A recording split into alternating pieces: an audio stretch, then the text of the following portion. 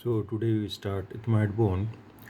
Ethmoid bone is an unpaired bone and it includes in a bone of cranial skeleton, not in the facial skeleton, and it is a very fragile bone and pneumatic bone. You are seeing there are so many air cells in this bone, and for the study purpose, the bone is divided into three parts. First one is cribriform plate. This is cribriform plate. Second one is perpendicular plate. This is perpendicular plate, and the third one is two lateral masses. These lateral masses are called the labyrinth of ethmoid bone. So, if we start with the lateral masses, you can see that there are 6 surfaces of the labyrinth of the ethmoid bone. This is the anterior surface, then behind is posterior surface. This is orbital surface or lateral surface. This is nasal surface or medial surface. This is superior surface, and this is inferior surface. This superior surface articulates with inferior surface of the ethmoidal notch of frontal bone here.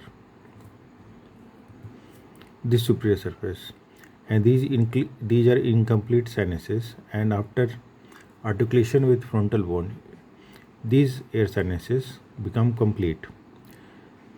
The anterior surface articulates with the lacrimal bone and nasal surface of lacrimal bone and nasal surface of frontal process of maxilla, and these also incomplete sinuses are completed by the articulation with these bones.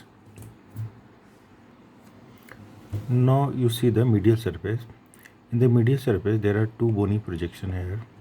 The inferior one, this projection is called middle nasal concha, and the surface underneath this middle nasal concha is known as middle meatus. This space is known as the space underneath this middle nasal concha is known as middle meatus. Just superior to it, in the posterior part, you are seeing a bony projection. This bony projection is known as superior nasal concha, and the space underneath this superior nasal concha is known as superior meatus.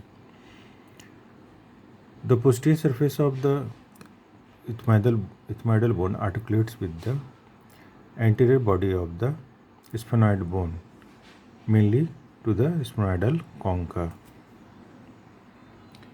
Now we will discuss about the cribriform plate. Cribriform plate, this is cribriform plate having anterior border, posterior is posterior border, and two lateral borders.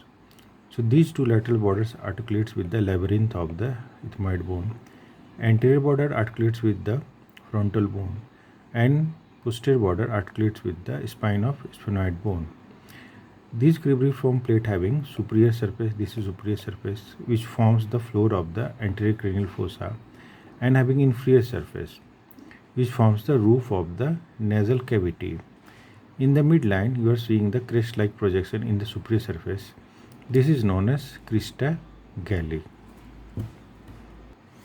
In this picture, you are seeing the cribriform plate along with crista galli, and this is the close view of cribriform plate.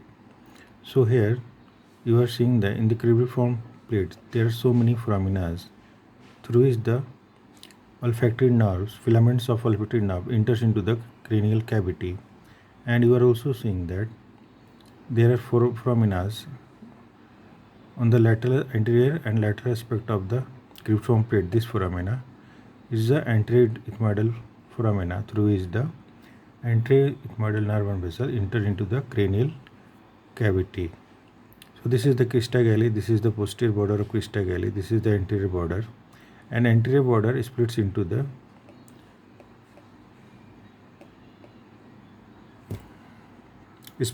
two ala, which articulates with the frontal bone and form the foramen cecum.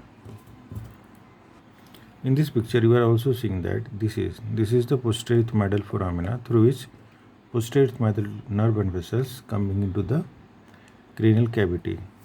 So once again, this is the posterior ethmoidal foraminas, these two. This is the foramen cecum, this is the crista galli.